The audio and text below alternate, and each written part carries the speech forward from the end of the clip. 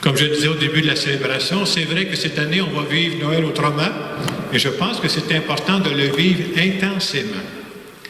Dans la première lecture qui nous a été faite tantôt, qui est tirée du prophète Isaïe, on nous disait « Le peuple qui marchait dans les ténèbres a vu se lever une grande lumière. » Et j'aimerais dire, c'est souvent quand on est passé par une période de ténèbres qu'on apprécie davantage la lumière. On dit même que c'est lorsqu'il fait encore nuit qu'il est beau d'espérer la lumière. Et à chaque fois qu'on fait ça, c'est un peu comme si Noël reprend vie, c'est comme si l'espérance reprend vie. Et quand on regarde l'histoire du monde, que de fois, que de périodes ténébreuses notre monde a traversé. On peut penser les 2 guerres mondiales. Les gens qui ont vécu ça, c'était des périodes ténébreuses. Là. On peut penser à toutes sortes de maladies aussi, puis nous autres, on vit la pandémie présentement. Et à chaque fois, quand on regarde l'histoire, Dieu a envoyé dans le cœur humain des forces nouvelles pour faire face à des situations nouvelles. Et en cette veillée de Noël, nous autres, on veut oser croire que Dieu nous accompagne aujourd'hui dans les ténèbres qu'on peut traverser, puis la lumière va finir par jaillir. C'est ça qui est notre espérance à nous autres.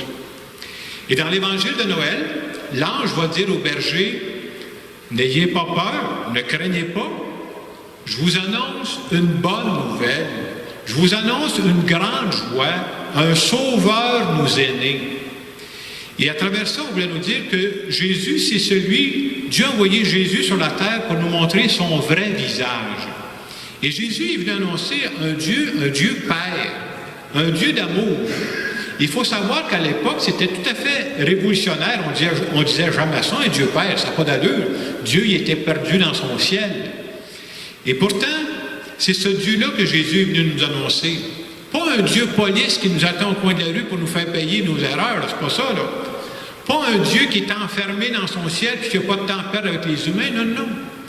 Un Dieu qui a accepté de se faire petit, humain comme nous, en son Fils Jésus. On pourrait dire un Dieu qui a un cœur de père, un cœur de mère, qui vibre à tout ce qui arrive à ses enfants. Ça, c'est notre Dieu à nous autres. Un Dieu qui a un faible pour les petits, pour les personnes démunies, pour les pauvres. C'est ça qu'on veut se rappeler à Noël. Un Dieu qu'on ne peut pas enfermer dans aucune loi, sauf la loi de l'amour. C'est la seule loi qui l'intéresse. Et quand Jésus est venu sur terre, c'est pas seulement ce que Jésus a dit, c'est par sa façon de vivre, Jésus nous a révélé le vrai visage de Dieu. Ça veut savoir à quoi il ressemble Dieu, comment il pense Dieu.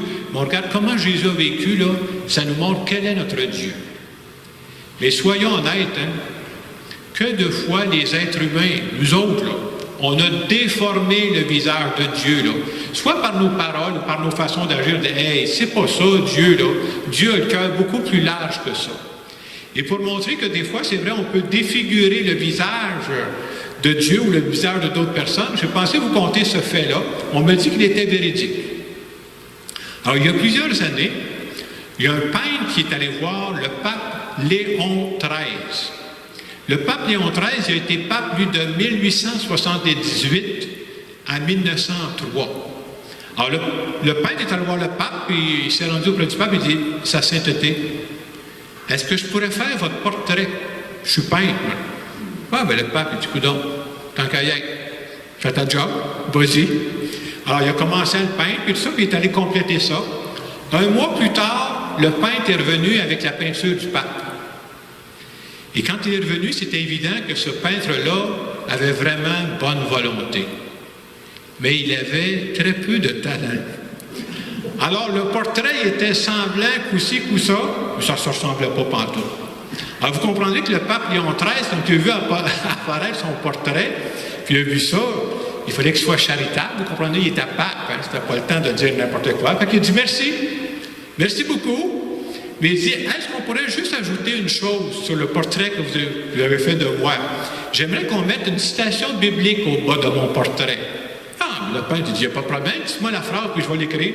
Il dit, non, je ne veux pas que vous écriviez une phrase au complet, juste une référence biblique. J'aimerais qu'au bas de mon portrait, vous écriviez Jean 6, 20.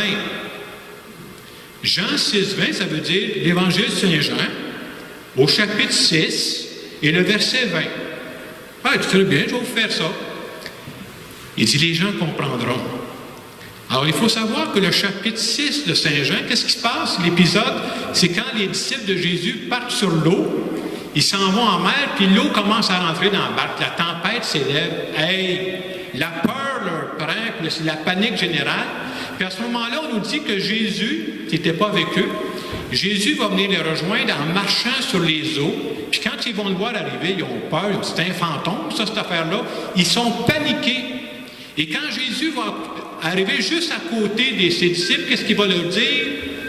Jean 6, 20. C'est quoi ça, Jean 6, 20? Il va dire, n'ayez pas peur, c'est moi. C'est exactement ce que le pape voulait voir en bas de son portrait. N'ayez pas peur, c'est moi.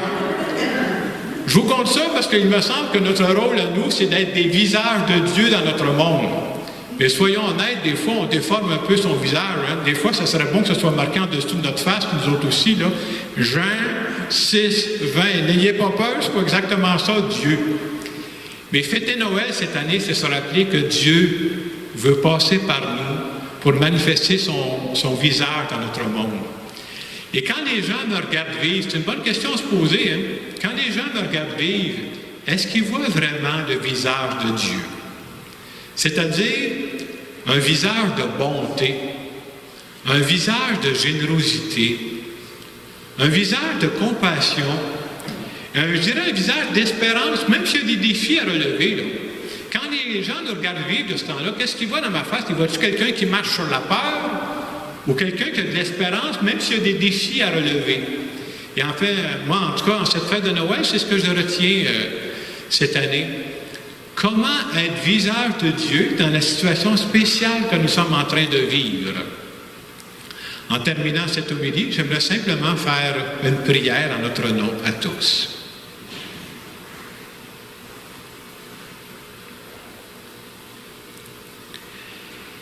Seigneur Jésus, je voudrais d'abord te souhaiter bonne fête, parce que c'est ça qu'on fête ce soir, c'est ta fête à toi. Merci de nous avoir montré que le Dieu que nous prions, il est comme un bon papa qui nous aime et qui veut notre bien. Viens m'aider, Seigneur, là où je suis ou là où je vis, à être un peu ton visage, par ma bonté, par ma générosité. Et j'aimerais ça qu'en ce Noël 2020, qu'on vit autrement, tu m'inspires des nouvelles façons pour dire aux personnes qui sont autour de moi que je les aime. Dire à mon conjoint, à ma conjointe qu'elle est précieuse.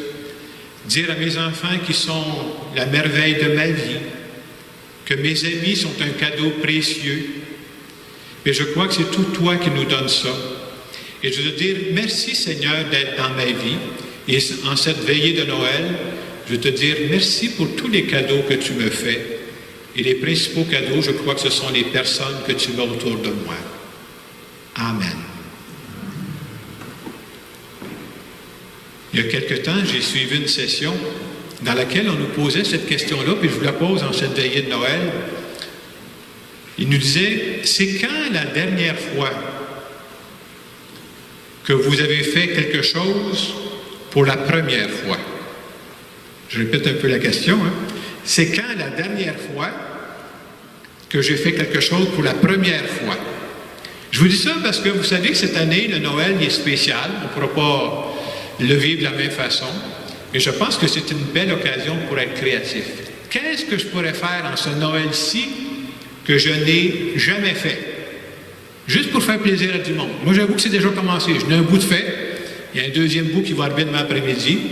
Je veux faire quelque chose que je n'ai jamais fait dans ma vie. Juste pour faire plaisir à du monde. Et je pense que si on a le souci de faire ça, ce Noël 2020 va être différent, mais il peut être aussi un très beau Noël. Alors, je vous laisse quelques instants pour regarder ça avec Dieu.